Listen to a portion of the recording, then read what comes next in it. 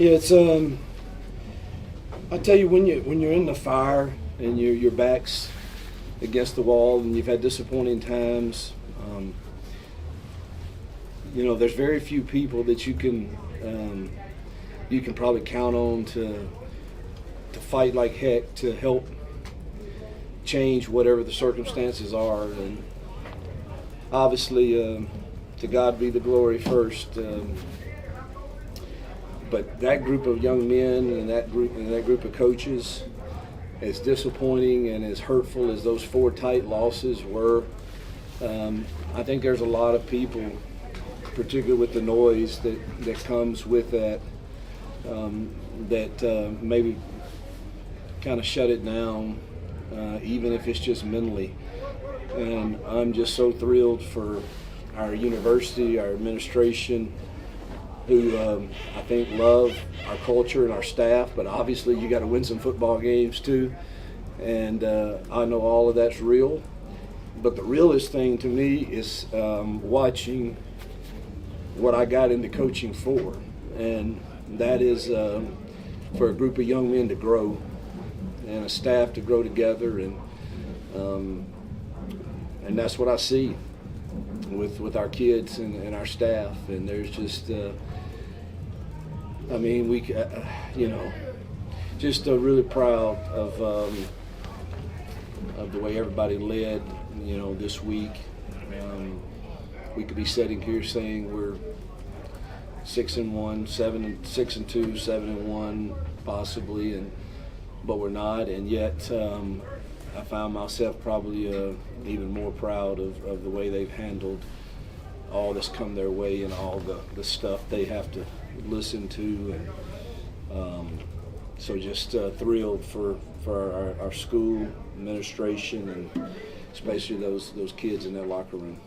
Jason, you kind of touched on it, but the resiliency of these guys after the pick six to respond, and then the defense to get those turnovers in the fourth quarter. I mean, it's kind of that was a team one right there. Yeah, it's I've said all year long that we have found ways to not. And again, I'm not taking anything away from anyone that's beaten us, but man, every game I feel like we found a way to lose, or we're playing, oh man, let's don't lose, and today just felt different, and obviously defensively us getting the turnovers, and I mean we were very conservative in play calling, of course, and you're not wanting to make a mistake. And how about Alex McPherson? I mean, he's the first one in my office Monday to say, I'm sorry, Coach, I lost that game for you. And I said, dude, I believe in you. You'll make the next one. And he ties the school record today with 6, so what a redemption story that is. And so thrilled for him. And obviously you have to have great snaps and great holds. And so Hudson and Reed did their job in the protection, but we were pretty conservative, feeling like he was going to make those field goals. And not to mention, when we did throw it, how about it? Look, Cam Coleman and Eric Singleton, if those are not some of the top 10 plays on Sports Center or something tonight, they've missed something, So I'm proud of those guys too. Peter. Just talking about Ashton, what did you see from him? What did he bring you guys in the second half, and just the plan to stick with him moving forward? Yeah, I think he's got this maturity and poise about him. Obviously, he's a college graduate and has played in a lot of big football games, so it's not going to be something that overwhelms him. And just thought it was time for. Look, I love Jackson. I love Deuce, I love Ashton, I love all of our players. But, I felt like at that time, I mean, the decision, that Jackson made obviously wasn't a great one.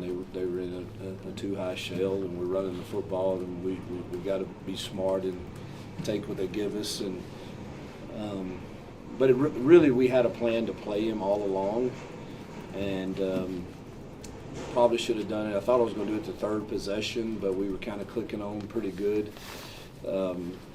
but just thought he was going to give us a little poise and pick me up at the time we needed it, and I thought he played really solid. Didn't ask him to do a whole lot in the passing game,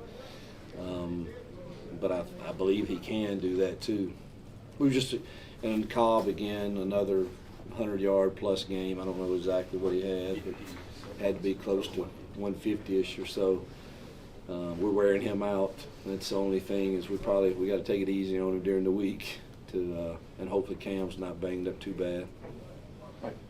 Coach, can you talk about the play? You talked about the defense, but the play specifically of Xavier Atkins today. He was all over the field. Yeah, I think he had 2 sacks, 13 tackles. That's another pretty solid game. But he's doing it every week, so I'm not surprised by it anymore. And I keep telling people, and I know, everybody looks at your win-loss record, and I get it. That's what we get judged on in most people's eyes. But it's the development of young players that we got into coaching for. And when you look over there and you see New Boy and you see Winters and you see X and you see Diaz and you see Melendez and you see Autry and Jared Smith and Crawford, I mean, that's a bunch of freshmen, that are really getting better. And that's really why we originally got into coaching, is to watch guys like Robert Woodyard develop and Perry Thompson, who is coming on and helping us. And I think X has just gotten better and better ever since spring ball. Who else? Ferg? Hugh with Jeremiah, the fact that he averaged 5.5 yards carry, he was 7 yards carry most of the game. You just feel like that you guys just need to just lean on him even more there in the second half of the way, the first half ended. 100%. Now, again, I told everybody, and those that understand football, we really had a very small sample size of what they wanted to do on defense. Really had 2 games with the new coordinator and the new staff, and they played us absolutely totally different than either game.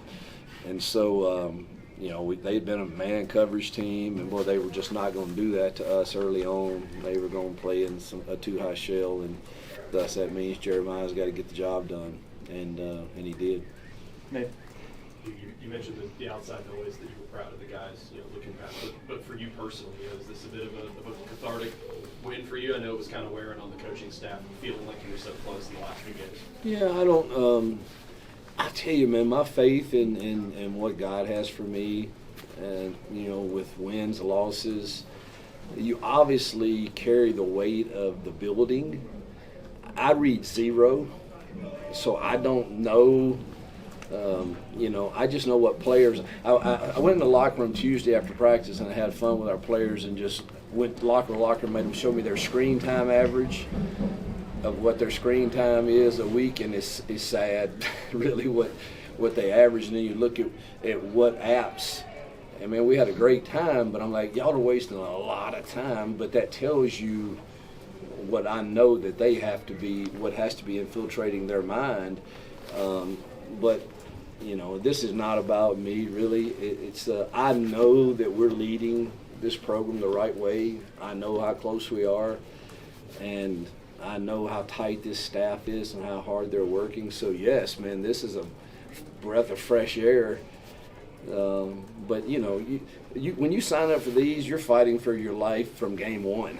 And it's that's what we do, and we signed up for it. It's hard on the families that have to hear all of it, I'm sure, and wonder about what's next and all of that. But I just can't give that power.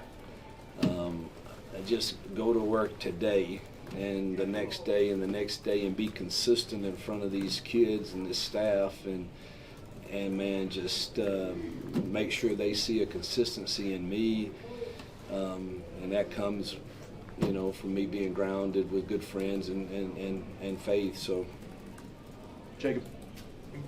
Hugh for Rayshawn, the pick 6, and then another pick in the fourth quarter. I kissed him. That may be the first flare. I kissed him on the forehead. So I started to kiss Crime Dog too, but I didn't. And that was huge. Let's see, Rayshawn had 2, and with Kinsley, had the other, and then who had the fourth? Had the Forced fumble. Oh, fumble, yeah, forced fumble. So, extremely proud of those guys, and we're starting to play some different combinations that I think are making us better too. With getting Rayshawn, Crawford, and Kaylee, and some of them on the field at the same time. Go Jason Ferg, Ike, and we're done. You talked special teams, obviously Alex with the field goals, block a punt.